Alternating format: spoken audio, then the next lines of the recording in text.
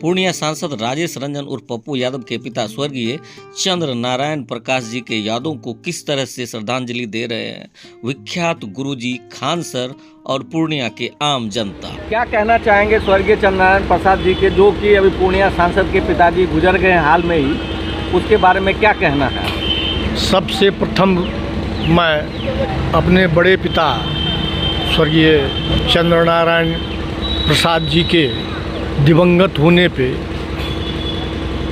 अपनी श्रद्धांजलि अर्पित करता हूँ। और श्रद्धांजलि अर्पण के संदर्भ में एक खास बात जो मेरे जहन में है कि अच्छा होना कितना कठिन है। और स्वर्गीय चंद्रनारायण प्रसाद जी, मुझे कई बार मौका मिला है उनके सानिध्य में आने का, तो मैंने महसूस किया है कि कई ऐसी अच्छाइयाँ थीं जो बहुत प्रचारित नहीं हो पाई, मगर वो अच्छाइयाँ उनके जीवन का सबब थी, संबल थी, उनकी एक मजबूती थी जो जीवन के हर कठिन से आपात स्थिति में, आपातकाल में भी, मैं आपात स्थिति की बात कर रहा था, आपातकाल में भी उनको एक ताकत देने का। और स्वर्गीय चंद्रनारायण प्रसाद जी जिस आइडियोलॉजी से जुड़े हुए थे,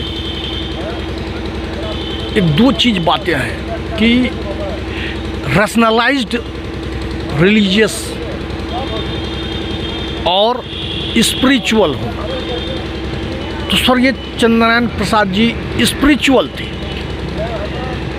और आज दुनिया में बहुत सारी जगहों पे, पूरा दुनिया में रैशनलाइज्ड रिलीजियस लोग हैं, मगर स्पिरिचुअल लोगों की कमी होती जा रही है। इन दोनों के बीच स्वर्गीय चंद्रनारायण प्रसाद जी स्पिरिचुअल थे और ये स्पिरिचुअलिटी उनकी आने वाली कई पीढ़ियों को प्रभावित करेंगी।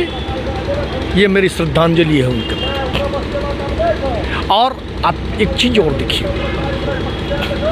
उनकी स्पिरिचुअलिटी का सबसे ज़्यादा